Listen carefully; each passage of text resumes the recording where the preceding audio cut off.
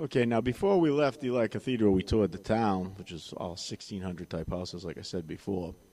And we ate there. We ate in a little inn, little uh, pub. And I had my first warm Guinness, which is 50 degrees, which isn't that warm. It still felt kind of cold, but it takes them longer to pour it, but it does go down really smooth. After that, we went to Russell's, and we got unpacked, spent the night, got to see Margaret.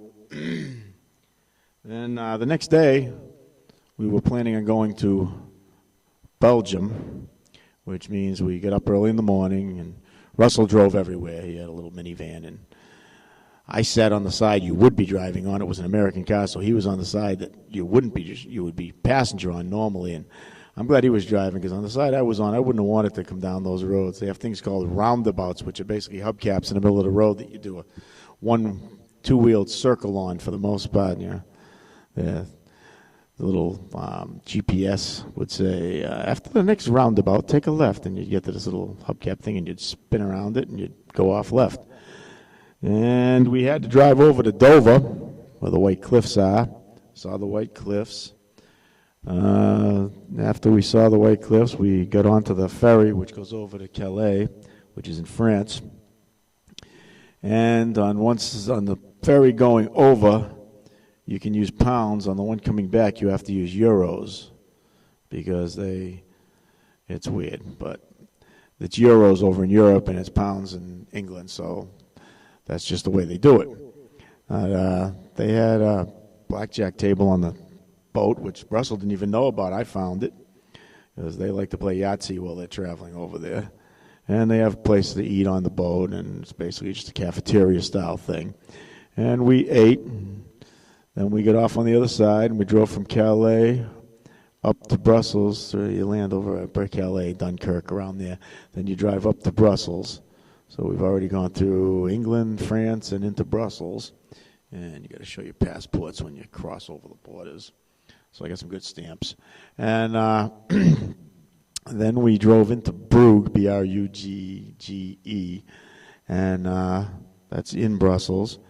And they also have a lot of chocolates there. They have a big leaning tower that wasn't leaning before, but that's their main claim to fame, this big tower from the 1600s. And somebody tried to put in a car park, which is an underground parking place, and on the second blast, the whole tower tipped. So that was the end of that. They filled it in and went on from there.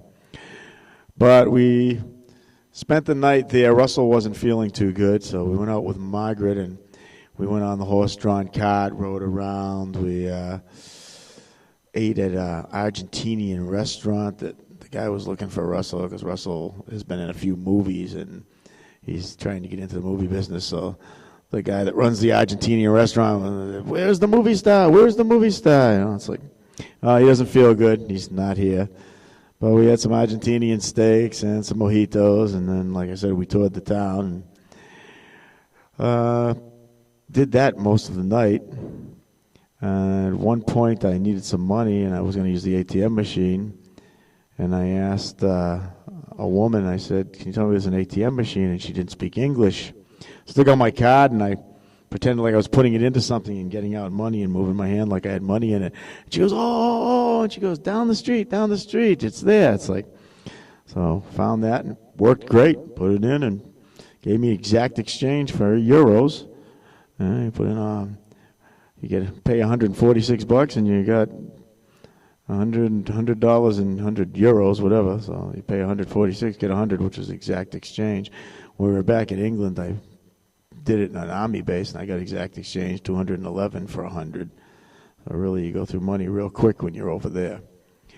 But we bought some beers and stuff, and at one point I went in and tried to buy some beer with the money I had, which I had asked for euros on the boat, and the girl screwed up and gave me pounds. And I went to a little store that sold beer, and I got a bunch of beers, put them down. I took out the money, and the Indian girl looks at me and goes, we don't take pounds. And I said, well, that's all I have. Do you take dollars? And she goes, no, we don't take dollars. We only take euro. And I said, okay, sorry. I can't. I put it all back. And went out. Other stores we went into in Brugge, they did take anything, because they had exchange rates right there on the counter. But we went to a chocolate store the next day that Russell ate at, so I guess he felt better that day.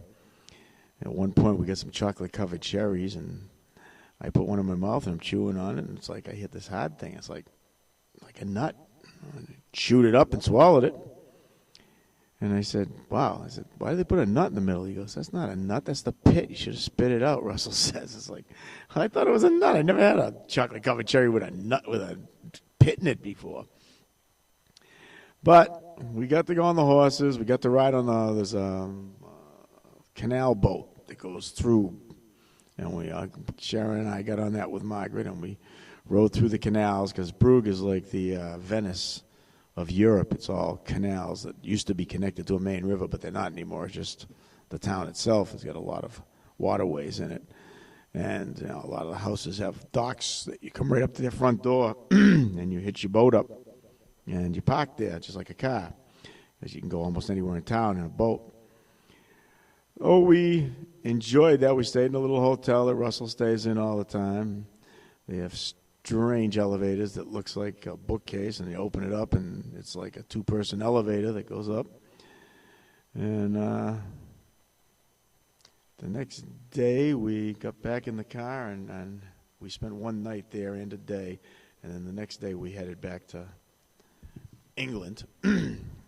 Got back to the ferry and crossed over again. That's when I found the blackjack table. And I said, Russell, I said, why don't we go play blackjack? And he goes, there's no blackjack table on this boat. I said, yeah, there is. I said, the girl seems awful lonely. She's way down in the corner in the back of the boat.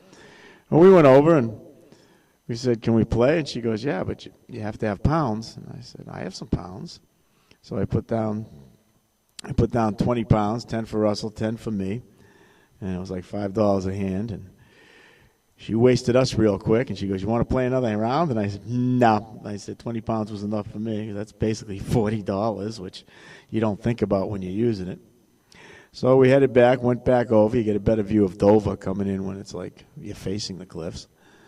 And from there, we headed back to Russell's house, where we spent another night. And that's the end of part 2.